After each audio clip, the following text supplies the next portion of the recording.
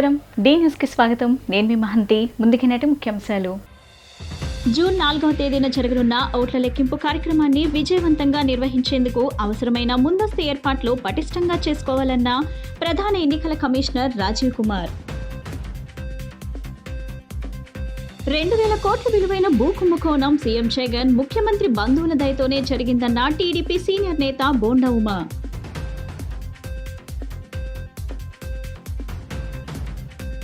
ఎన్నికల్లో మద్యం ఏరులై పారిందని, నేడు స్వచ్ఛమైన నీటికి కరువొచ్చిందన్న సిపిఎం నేత సిహెచ్ బాబురావు.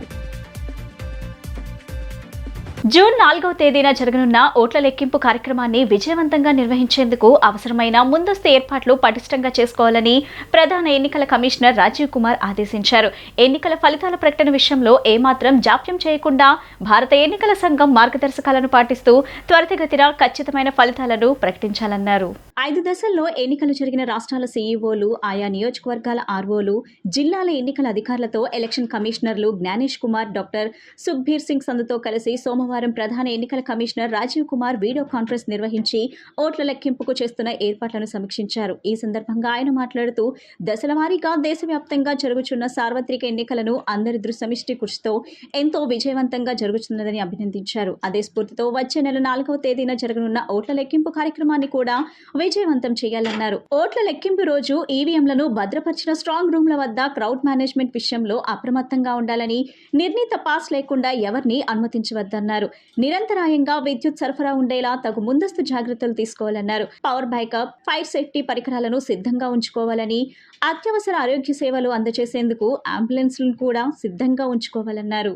ఈవీఎంలలో పోలైన ఓట్ల లెక్కింపుకు సంబంధించి ఎన్నికల అధికారులు సిబ్బందికి ముందస్తుగానే సరైన శిక్షణ ఇవ్వాలన్నారు. సుక్షితులైన ఎన్నికల సిబ్బందితో పాటు కంప్యూటర్లు, ప్రింటర్లు, స్కానర్ వంటి ఐటీ పరికరాలను ముందస్తుగా ఓట్ల లెక్కింపు కేంద్రాలు సిద్ధంగా ఉంచుకోవాలన్నారు. ఓటింగ్ రోజు లెక్కించే ఈవీఎంలను ఎడాపెడా పడేయకుండా ఒక క్రమ పద్ధతిలో తీసుకురావటం, ఓట్ల లెక్కింపు పూర్తయిన తదుపరి లెక్కింపు పూర్తి అయినట్లుగా ఆయా ఈవీఎంలపై మార్క్ చేస్తూ వెంటనే వాటిని సీల్ చేసి ఒక క్రమ పద్ధతిలో సురక్షితంగా భద్రపరచాలన్నారు. అనవసరంగా ఈవీఎంలను అటు ఇటు మూవ్ చేయవద్దని సూచించారు.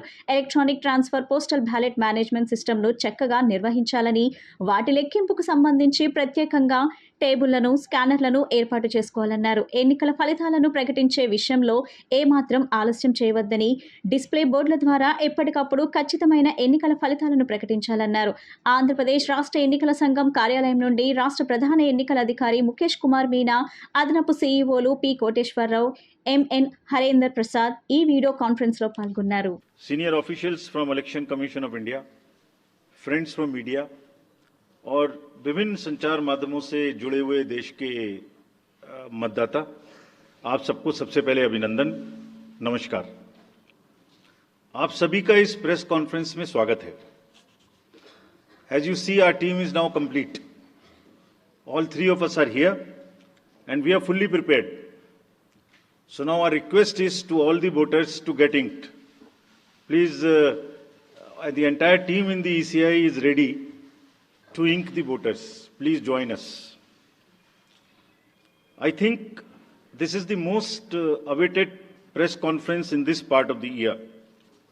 We address you at a precious moment when we as a nation are set to reiterate our pledge to electoral democracy, when Indians will together express their will once again. This is a historic opportunity for all of us. By the way, this year also marks a pivotal moment in the global landscape of democracies. 2024 is a year of elections across the world. Over 5 dozen nations and people will vote across the hemispheres, across the date lines. However, India's elections have been like a pole star, both for its quantity and quality, and I'll elaborate it in detail in this conference. दुनिया के सबसे बड़े और सबसे जीवंत लोकतंत्र के रूप में भारत पर सभी का ध्यान केंद्रित रहता है। जहां चुनाव एक त्योहार है जिसमें लोकतंत्र के रंग उभरते हैं और देश के सभी हिस्से उसमें समावेश होते हैं। चुनाव का पर्व, देश का गर्व। Let me say in the very beginning that it is our promise to deliver a national election in a manner that we add to our global shine and remain a beacon for electoral democracies across the world. 2,000 కోట్ల విలువైన భూ కుంభకోణం CM Jagan ముఖ్యమంత్రి బంధువుల దయతోనే జరిగిందని TDP senior నేత బోండా ఉమా ఆరోపించారు. జగన్ అండతో సీఎస్ జవహర్ రెడ్డి ఆయన కుమారుడు తాడేపల్లి పెద్దలు కలిసి ఈ భూ దోపిడీకి పాల్పడ్డారన్నారు. భోగాపురం మండలంలో జరిగిన ఈ భూ కుంభకోణంపై కేంద్ర ఎన్నికల సంఘం తక్షణమే విచారణ జరిపించాలని బోండా ఉమా డిమాండ్ చేశారు. జీవో 596 ద్వారా డీఫామ్ పట్టాలను కొట్టేస్తున్న తీరు స్పష్టంగా ఉంటే సీఎస్ ఎందుకు విచారణ కోరట్లేదని టీడీపీ సీనియర్ నేత బోండా ఉమా ప్రశ్నించారు. పెద్ద కుంభకోణం కాబట్టి సీఎస్ జవహర్ రెడ్డిని బాధ్యతల నుంచి తప్పించి అవసరమైతే హైకోర్టు సిట్టింగ్ జడ్జితో విచారణ జరిపించాలని బోండా ఉమా డిమాండ్ చేశారు. ఎన్నికల సమయంలో అధికార దుర్వినియోగం తీరుపై ప్రధాన ఎన్నికల అధికారికి అనేక సార్లు ఫిర్యాదు చేసినా ఫలితం లేదు. ప్రధాన ఎన్నికల అధికారి స్పందన సరిగ్గా లేదు కాబట్టి సీఎస్ అక్రమాలపై ఢిల్లీలో కేంద్ర ఎన్నికల సంఘానికి ఫిర్యాదు చేస్తున్నాం. ఉత్తరాంధ్రలో పెద్ద ఎత్తున జరిగిన భూదోపిడీలో సీఎస్ ప్రమేయంపై ఆధారాలున్న జవహర్ రెడ్డి రాజకీయ నాయకుడిలా మాట్లాడుతున్నారు. డీఫామ్ పట్టాలన్నింటినీ సీజ్ చేసి కలెక్టర్ సహా సంబంధిత అధికారులందరిపైన విచారణ జరగాలి. ఆధారాలతో ఆరోపణలు చేస్తే విచారణ కోరకుండా ఆరోపణలు చేసిన వారిని సీఎస్ బ్లాక్మెయిల్ చేస్తున్నారు. జవహర్ రెడ్డికి చిత్తశుద్ధి ఉంటే తమ ఆరోపణలపై శ్వేతపత్రం విడుదల చేయాలి. జవహర్ రెడ్డి వ్యవహార శైలిపై కేంద్ర ఎన్నికల సంఘానికి ఈ రోజు ఫిర్యాదు చేస్తున్నామని బోండా ఉమా తెలిపారు. మీడియాలో వార్తలు వచ్చినప్పుడు దాని మీద మీరు ఎందుకు విచారణ జరపలేదు మేము అడుగుతా ఉన్నాం. ఎలక్షన్ కమిషన్ కూడా జవహర్ రెడ్డి ప్రవర్తన కానీ ఎన్నికల సమయంలో ఆయన అధికార దుర్వినియోగం మీద కానీ అనేక సార్లు ఇప్పటికే కంప్లైంట్లు కూడా చేశాం తెలుగుదేశం పార్టీ నుంచి. కానీ ఈయన అధికార పార్టీకి ఒక తొత్తులాగా వ్యవహరిస్తూ ఈయన అధికార పార్టీ సీఎం పేషీ నుంచి సీఎం అండతో సీఎం బంధువుల అండతో పెద్ద ఎత్తున భోగాపురం మండలంలో భూములు కుంభకోణం చేశారు. ఎన్నికల్లో మద్యం ఏరులై పారిందని, నేడు స్వచ్ఛమైన నీటికి కరువు వచ్చిందని సిపిఎం నేత సిహెచ్ బాబురావు అన్నారు. మంచినీటి కాలుష్యంపై ఫిర్యాదులు చేసినా పట్టించుకునే నాదుడే కరువయ్యారన్నారు. ఎన్నికల కోడ్ ఉన్న పన్నుల వసూళ్లు ఆగలేదన్నారు. విజయవాడ 62వ డివిజన్ ప్రకాష్ నగర్, ఎల్బీఎస్ నగర్ తదితర ప్రాంతాల్లో సిపిఎం నేత బాబురావు స్థానిక నేతలతో కలిసి పర్యటించారు. అనేక ప్రాంతాల్లో స్వచ్ఛమైన నీరు రావటం లేదని, భూగర్భ డ్రైనేజ్ పొంగి పొర్లుతుందన్నారు. కృష్ణానది నీరు అందించకుండా బోర్ నీళ్లే సరఫరా చేస్తున్నారని ఆయన ఆరోపించారు. ప్రజాప్రతినిధులకు అధికార యంత్రాంగానికి ఫిర్యాదులు చేసినా పట్టించుకోవట్లేదని తెలిపారు. ప్రజాప్రతినిధులు, నేతలు ప్రజలను గాలికి వదిలేశారన్నారు. అధికార యంత్రాంగం ఎన్నికల పేరుతో ప్రజా సమస్యలను పట్టించుకోవటం లేదన్నారు. కృష్ణానది తీరాన ఉన్న విజయవాడ నగరంలో పలు ప్రాంతాల్లో మంచినీటి ఎద్దడి కొనసాగుతుందన్నారు. కలుషిత నీరు సరఫరా అవుతుందని అనేక వారాల నుండి ఫిర్యాదులు చేస్తున్న నగరపాలక సంస్థలో అధికారుల నుండి స్పందన కరువైందన్నారు. ప్రజారోగ్యం దెబ్బతింటున్నా పట్టించుకోవటం లేదన్నారు. ఎన్నికలు ముగిసినాయి.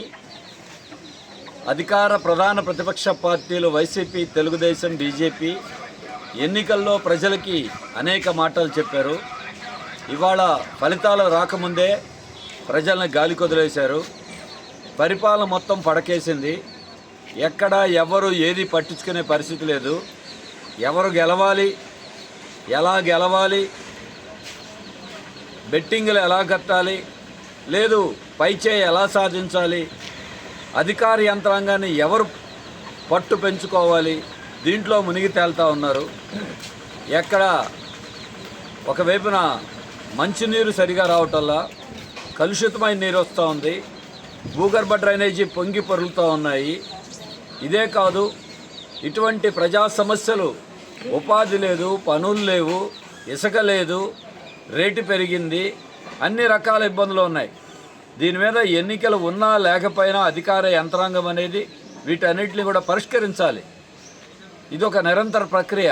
పన్నులు వసూలు చేసే ప్రక్రియ మాత్రం ఆగల. ఇంటి పన్నులు కట్టించుకుంటున్నారు, చెత్త పన్ను కట్టమంటున్నారు, కరెంటు బిల్లులు యథావిధిగా కట్టించుకుంటున్నారు, సర్దుబాటు ఛార్జీలతో సహా. ఇటువంటి భారాలు మాత్రం ఆగట్లా. పని చేయాల్సి వచ్చేసరికి ఇదంతా ఎన్నికల కోడ్ పేరుతో కాలయాపన చేస్తూ ఉన్నారు. కనీసం ఫిర్యాదులు పట్టించుకునేటువంటి దిక్కు లేకుండా పోతూ ఉంది. మరి రాష్ట్రంలో ఉన్నటువంటి అధికార యంత్రాంగం అంతా ఎన్నికల కమిషన్ ఎన్నికల్లో చోద్యం చూస్తూ కూర్చున్నారు. కోట్లాది రూపాయలు ఏనాడు ఎన్నికల్లో లేనట్టుగా పట్టపగలు పంచుతూ ఉన్నా సరే జిల్లాలోని ప్రభుత్వ, ప్రైవేట్ పాలిటెక్నిక్ కళాశాలలో సీట్ల భర్తీకి నేటి నుంచి జూన్ 3వ తేదీ వరకు విజయవాడలోని 3 ఆన్లైన్ వెబ్ ఆధారిత కేంద్రాల్లో కౌన్సిలింగ్ ప్రారంభం కానుంది. అధికారులు ఏర్పాట్లు పూర్తి చేశారు. ఇప్పటికే సాంకేతిక విద్యాశాఖ పాలిసెట్ ర్యాంకులు విడుదల చేసింది. కౌన్సిలింగ్ కు వచ్చే అభ్యర్థులు ఫీజు చెల్లించిన రసీదు, హాల్ టికెట్, ర్యాంక్ కార్డ్, 10వ తరగతి ఉత్తీర్ణత ధృవపత్రం, 4 నుండి 10వ తరగతి వరకు స్టడీ సర్టిఫికేట్, అర్హులు ఈడబ్ల్యూఎస్, ఆదాయ, బదిలీ, ప్రత్యేక కేటగిరీ ధృవపత్రాలు తీసుకోవాల్సి ఉంటుంది. ఎన్సీసీ, ఆర్మీ, క్రీడా, పోలీస్, దివ్యాంగుల కేటగిరీ అభ్యర్థులకు ఈ నెల 31వ తేదీ నుంచి జూన్ 3వ తేదీ వరకు రాష్ట్ర వ్యాప్తంగా విజయవాడ ప్రభుత్వ పాలిటెక్నిక్ కళాశాలలో కౌన్సిలింగ్ నిర్వహించనున్నారు.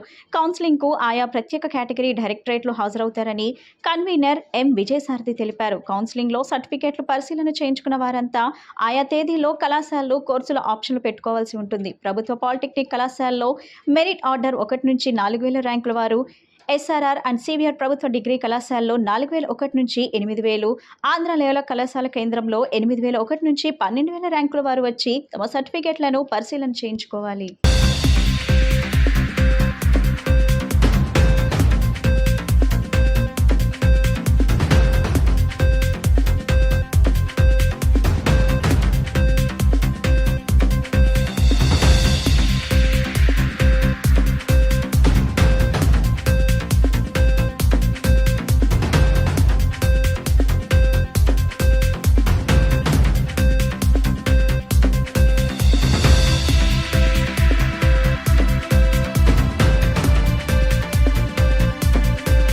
విజయవాడ మూలాలు ఉన్న జయబాడిగానే మహిళ ఇటీవల కాలిఫోర్నియాలోని సాక్రమెంటో కౌంటీ సుపీరియర్ జడ్జిగా నియమితులైనందుకు టాలీవుడ్ మెగాస్టార్ చిరంజీవి అభినందనలు తెలియజేశారు. బాడిగ పదవీ ప్రమాణం వీడియోను చిరంజీవి సోషల్ మీడియాలో పంచుకున్నారు. భవిష్యత్తులో ఆమె మరింత ఉన్నత శిఖరాలను అధిరోహించాలని, మరెందరో తన బాటలో నడిచేలా స్ఫూర్తినివ్వాలని ఆకాంక్షించారు. అమెరికాలో తెలుగు సంతతి వ్యక్తులు అనేక కీలక పదవులను చేపడుతుండటంతో తెలిసిందే. విజయవాడ మూలాలు ఉన్నగా జయబాడిగానే మహిళ కూడా ఇటీవల కాలిఫోర్నియాలోని సాక్రమెంటో కౌంటీ సుపీరియర్ జడ్జిగా నియమితురాలయ్యారు.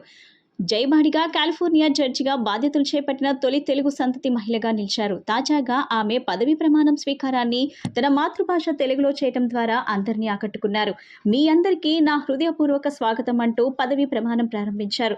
దీనికి సంబంధించిన వీడియో వైరల్ అవుతుంది. జయబాడిగా పదవీ ప్రమాణం వీడియోను టాలీవుడ్ మెగాస్టార్ చిరంజీవి సోషల్ మీడియాలో పంచుకున్నారు. కాలిఫోర్నియాలో తొలి తెలుగు మహిళా న్యాయమూర్తిగా నియమితురాలైన జయబాడికకి హృదయపూర్వక అభినందనలు. ఆమె తన మూలాలను మర్చిపోకుండా తెలుగు సంస్కృతిని, ఉపనిషత్తులను ప్రస్తావిస్తూ ఎంత ఆనందాన్ని పొందిందో చూసి థ్రిల్లయ్యాను. ఆమె నిజంగానే తెలుగు వారందరూ ఎంతో గర్వపడేలా చేసింది. భవిష్యత్తులో ఆమె మరింత ఉన్నత శిఖరాలను అధిరోహించాలని, మరెందరూ తన బాటలో నడిచేలా స్ఫూర్తినిస్తారని ఆకాంక్షిస్తున్నాను. ఆమె మా కుటుంబ మిత్రుడు బాడిగ రామకృష్ణ కుమార్తె కావటం వ్యక్తిగతంగానూ ఎంతో సంతోషాన్ని కలిగిస్తుందని చిరంజీవి తన ట్వీట్ లో పేర్కొన్నారు. బాడిగ రామకృష్ణ మచిలీపట్నం మాజీ ఎంపీ, 2004 నుంచి 2009 వరకు ఎంపీగా వ్యవహరించారు. జయబాడిగా హైదరాబాద్ లో విద్యాభ్యాసం చేసి అమెరికాలో న్యాయశాస్త్ర పట్టా అందుకున్నారు. Good afternoon, everyone. మీ అందరికీ నా హృదయపూర్వక స్వాగతం. This is wishing you all a heartfelt welcome in my native language, Telugu, spoken by about 80 million plus people worldwide, and the first time that Telugu has been spoken in such an august occasion in Sacramento Superior Court.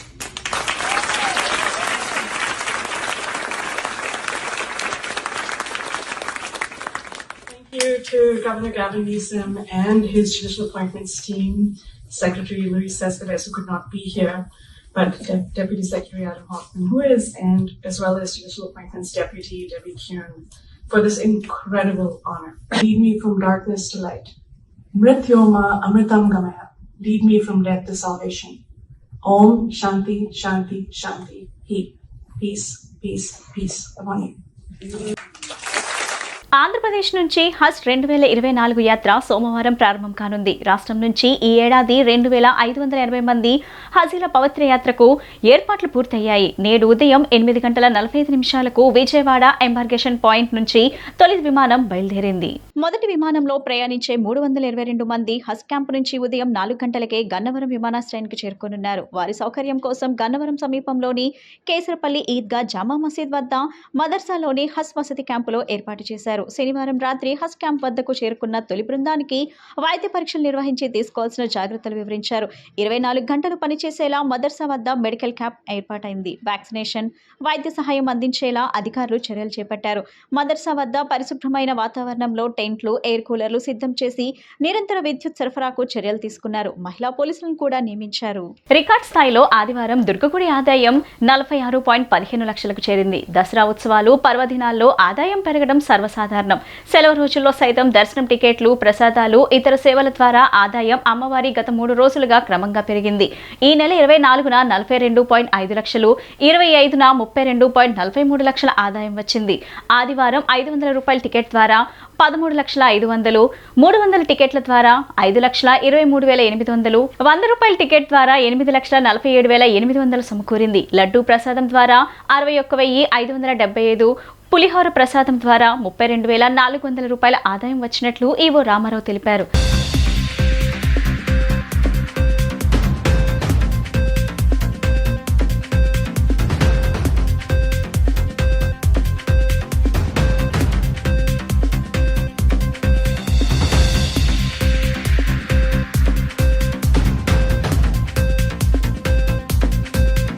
TDP polit bureau సభ్యుడు, టాలీవుడ్ అగ్ర కథానాయకుడు నందమూరి బాలకృష్ణ తెలంగాణ ముఖ్యమంత్రి రేవంత్ రెడ్డిని మర్యాదపూర్వకంగా కలిశారు. హైదరాబాద్ జూబ్లీహిల్స్ లోని CM Revanth Reddy నివాసానికి వెళ్లిన బాలకృష్ణ పుష్పగుచ్చం అందించి సీఎంతో సమావేశమయ్యారు.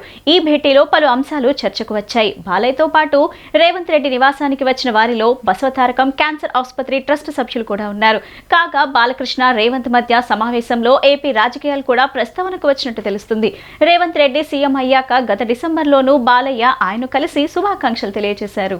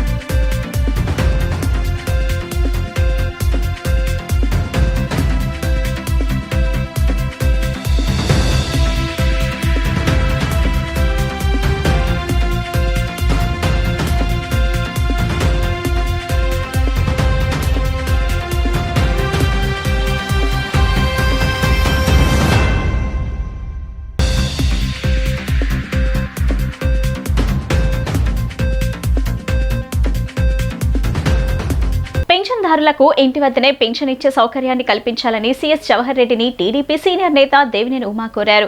జగన్ కుట్రలో భాగంగానే గత 2 నెలలు పెన్షన్దారులను ఇబ్బందులకు గురిచేశారని అన్నారు. ఎన్నికలు ముగిశాయి కనుక సచివాలయ సిబ్బందితో పెన్షన్ పంపిణీ చేయాలని డిమాండ్ చేశారు. అధికారులను మొద్దు నిద్ర నుండి లేపి జూన్ 1నే పెన్షన్ ఇచ్చేలా చూడాలని చంద్రబాబు దిశానిర్దేశం చేశారని మాజీ మంత్రి దేవినేని ఉమామహేశ్వరరావు తెలియజేశారు. మంగళగిరి టీడీపీ జాతీయ ప్రధాన కార్యాలయంలో ఆయన మీడియా సమావేశంలో మాట్లాడుతూ జగన్ నాటకంలో భాగంగా చీఫ్ సెక్రటరీ నడిపించిన యంత్రాంగం వలన పెన్షన్దారులు బాధలు వర్ణాతీతంగా ఉన్నాయని అన్నారు. ఎన్నికల ప్రక్రియలో జగన్ రెడ్డికి మేలు జరగాలనే కుట్రలో chief secretary Jawahar Reddy, SERP CEO Muralidhar Reddy పెన్షన్దారులను ఇబ్బంది పెట్టారని ఆరోపించారు. సచివాలయం, బ్యాంకుల చుట్టూ తిరగలేక ఎండవేడిమిలో పెన్షన్దారులు అల్లాడిపోయారని ఆవేదన వ్యక్తం చేశారు. మరలా జూన్ 1న వస్తున్నా ఇప్పటికీ పెన్షన్ల పంపిణీపై ప్రభుత్వం నుండి ఒక్క స్టేట్మెంట్ లేదని, ఎన్నికలు ముగిశాయని ఇకనైనా చీఫ్ సెక్రటరీ కుట్రలు ఆపాలని హితవు పలికారు.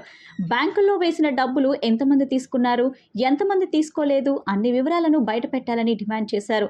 సచివాలయాల్లో ఉన్న సిబ్బందిని వాడుకొని 1-2 రోజుల్లో ప్రతి ఇంటికి వెళ్లి పెన్షన్లు ఇవ్వచ్చు. మళ్లీ ఇలా జరగకుండా చీఫ్ సెక్రటరీ స్వామి భక్తి కట్టిపెట్టి ఇంటి దగ్గరే పెన్షన్ ఇచ్చేలా అధికారులను ఆదేశించారు. అందరికీ నమస్కారం. జూన్ 1వ తారీఖు వస్తూ ఉంది. ప్రభుత్వ యంత్రాంగం నిద్రపోతూ ఉంది. నిద్రపోతూ ఉన్న ప్రభుత్వ యంత్రాంగాన్ని మేల్కొల్పండి, మొద్దు నిద్ర నుంచి లేపమని జాతీయ అధ్యక్షులు చంద్రబాబు నాయుడు గారి పిలుపు మేరకు 64 లక్షల మంది పెన్షన్దారులు, ఎవరైతే పింఛన్దారులు, వీళ్ళందరూ కూడా 1వ తారీఖు ఉదయం 6 గంటలకల్లా తెల్లవారేసరికి మా ఇంటికి పెన్షన్ రావాలని కోరుకుంటున్నారు. గత 2 నెలలుగా జగన్ నాటకంలో భాగంగా, జగన్మోహన్ రెడ్డి కుట్రలో భాగంగా మచిలీపట్నంలో గతంలో ఎన్నడూ లేని విధంగా రాజకీయాలు రాజుకుంటున్నాయి. గత నెలలో స్థానిక 8వ డివిజన్లో జరిగిన జనసేన వైసీపీ పార్టీలకు గొడవలు మరవక ముందే అదే డివిజన్లో జనసేన నాయకుడు కర్రి మహేష్ ఇంటి ముందు ఉన్న కారును గుర్తు తెలియని వ్యక్తులు దహనం చేశారు. వైసీపీ నాయకులే తన కారును దహనం చేశారని జనసేన నాయకుడు మహేష్ ఆరోపిస్తున్నారు.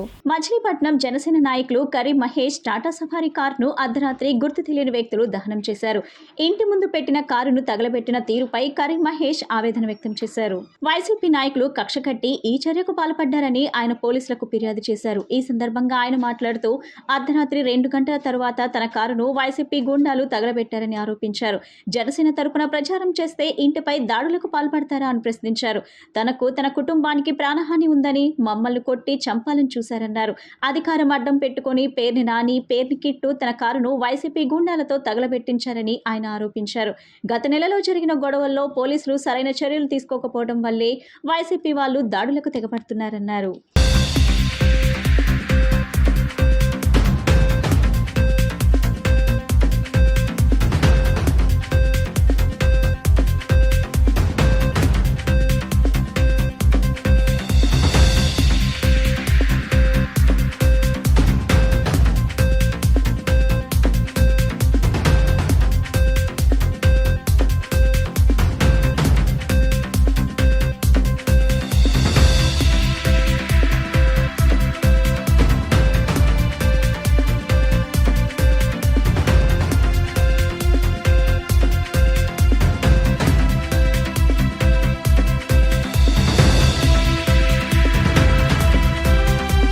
గన్నవరం నియోజకవర్గం బాపులపాడు మండలం కోడూరుపాడు హెచ్పీ పెట్రోల్ బంక్ సమీపంలో ఘోర రోడ్డు ప్రమాదం చోటు చేసుకుంది. కారు అదుపు తప్పి లారీని ఢీకొట్టడంతో ఈ ప్రమాదం జరిగింది. ఈ ప్రమాదంలో 4 అక్కడికక్కడే మరణించగా మరో వ్యక్తి తీవ్ర గాయాలయ్యాయి. సమాచారం అందుకున్న వీరవల్లి ఎస్ఐ చిరంజీవి తన పోలీసులు తన సిబ్బందితో కలిసి ఘటనా స్థలానికి చేరుకుని గాయపడిన క్షతగాత్రుడిని వైద్య చికిత్స నిమిత్తం విజయవాడ ప్రభుత్వాసుపత్రికి తరలించారు. కృష్ణా జిల్లా గన్నవరం నియోజకవర్గం బాపులపాడు మండలం కోడూరుపాడు హెచ్పీ పెట్రోల్ బంక్ సమీపంలో ఘోర రోడ్డు ప్రమాదం జరిగింది. కారు అదుపు తప్పి లారీని ఢీకొట్టడంతో ప్రమాదం జరిగింది. ఈ ఘటనలో 4 అక్కడికక్కడే దుర్మరణం చెందగా మరో వ్యక్తికి తీవ్ర గాయాలయ్యాయి. సమాచారం అందుకున్న వీరవల్లి ఎస్ఐ చిరంజీవి తన సిబ్బందితో కలిసి ఘటనా స్థలానికి చేరుకుని గాయపడిన క్షతగాత్రుడిని వైద్య చికిత్స నిమిత్తం విజయవాడ ప్రభుత్వాసుపత్రికి తరలించారు. రోడ్డు ప్రమాదం సంభవించి పూర్తి వివరాలను వీరవల్లి పోలీసులు సేకరిస్తున్నారు. రహదారిపై ట్రాఫిక్ కి ఇబ్బంది లేకుండా రోడ్డు ప్రమాదంలో నుజ్జునుజ్జైన కారును హైవే పెట్రోలింగ్ సిబ్బంది పక్కకు తీసివేశారు.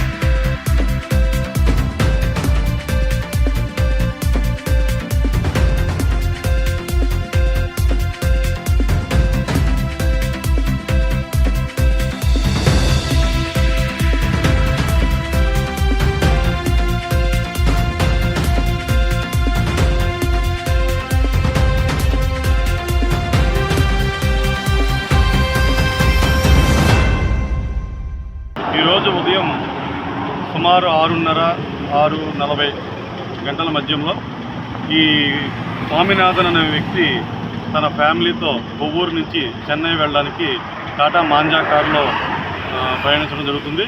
అయితే అదే సమయంలో ఈ యొక్క విజయవాడ నుండి ఏలూరు వైపుగా ఒక లారీ వెళ్తూ ఉంది.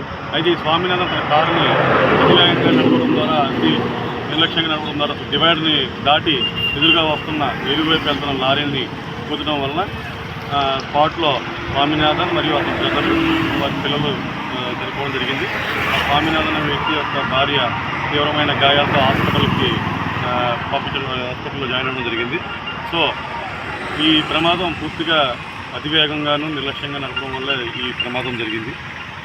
ఇది ఈ రోజు ఉదయం సుమారు 6:30 నుంచి 6:40 గంటల మధ్యలో జరిగింది. రెమాల్ తుఫాన్ బంగ్లాదేశ్, పశ్చిమ బెంగాల్ తీర ప్రాంతాల్లో తీరం దాటనుంది. రెమాల్ తుఫాన్ ప్రభావంతో దక్షిణ బెంగాల్లో గాలి వేగం 100 నుండి 120 కిలోమీటర్లు దాటుతుందని అలీపూర్ వాతావరణ శాఖ హెచ్చరించింది. రెమాల్ సన్నాహాలకు సంబంధించి అధికారులతో ప్రధాని నరేంద్ర మోడీ సమావేశం నిర్వహించారు. బంగ్లాదేశ్, పశ్చిమ బెంగాల్ తీర ప్రాంతాల్లో తుఫాన్ రెమాల్ తీరం దాటే ప్రక్రియ ప్రారంభమైంది. ఉత్తర బంగాళాఖాతంలో సముద్రంలో దీని గరిష్ట వేగం గంటకు 135 కిలోమీటర్లు. దీని ప్రభావంతో పశ్చిమ బెంగాల్లోని బీర్భూమ్, నదియా, బంకురా, తూర్పు బుర్వాన్, తూర్పు మెదినీపూర్, ఉత్తర 24 పరగనాలు, దక్షిణ 24 పరగనాలు, కోల్కతా, బిధాన్ నగర్లోని వివిధ ప్రాంతాల్లో వర్షం మొదలైంది. ఎక్కడో బలమైన గాలి వీస్తుంది. రెమాల్ తుఫాన్ ప్రభావంతో దక్షిణ బెంగాల్లో గాలి వేగం 100 నుండి 120 కిలోమీటర్లు దాటుతుందని అలీపూర్ వాతావరణ శాఖ హెచ్చరించింది. మరోవైపు అధికారులతో ప్రధాని మోడీ సమీక్ష సమావేశం నిర్వహించారు. యుద్ధ ప్రాతిపదికన పనిచేయాలని కేంద్ర ఏజెన్సీలను కేంద్ర హోంమంత్రి అమిత్ షా ఆదేశించారు. బెంగాల్ గవర్నర్ సివి ఆనంద్ బోస్ కూడా ఏర్పాట్లను పరిశీలించారు. మరో 6 గంటల పాటు కోస్తా తీరంలో ఉద్వేగం కొనసాగనుంది. తీరంలో గంటకు 100 నుండి 120 కిలోమీటర్ల వేగంతో బలమైన గాలులు వీస్తాయి. దక్షిణ 24 పరగనాలు, తూర్పు మెదినీపూర్, పశ్చిమ మెదినీపూర్, బీర్భూమ్, మాల్దా, ముర్షిదాబాద్లో కూడా మేఘావృతమై ఉంది. రాబోయే కొద్ది గంటల్లో ఈ మేఘాలు నెమ్మదిగా కదులుతాయి మరియు రాత్రంతా విధ్వంసం కొనసాగుతుంది. రెమాల్ సన్నాహాలకు సంబంధించి అధికారులతో ప్రధాని నరేంద్ర మోడీ సమావేశం నిర్వహించారు. రెమాల్ తుఫాన్ దృష్ట్యా ఏర్పాట్లను సమీక్షించామని చెప్పారు.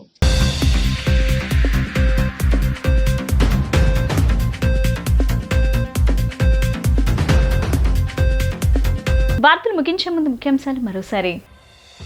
జూన్ 4వ తేదీన జరగనున్న ఓట్ల లెక్కింపు కార్యక్రమాన్ని విజయవంతంగా నిర్వహించేందుకు అవసరమైన ముందస్తు ఏర్పాట్లు పటిష్టంగా చేసుకోవాలన్న ప్రధాన ఎన్నికల కమిషనర్ రాజీవ్ కుమార్. 2000 కోట్ల విలువైన భూ కుంభకోణం సీఎం జగన్, ముఖ్యమంత్రి బంధువుల దయతోనే జరిగిందన్న టీడీపీ సీనియర్ నేత బోండా ఉమా.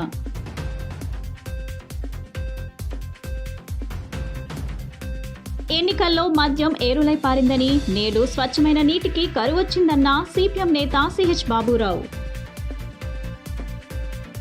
ఈ బులెటిన్ ఇంతటితో సమాప్తం. తిరిగి మరో బులెటిన్ కలుద్దాం. నమస్కారం.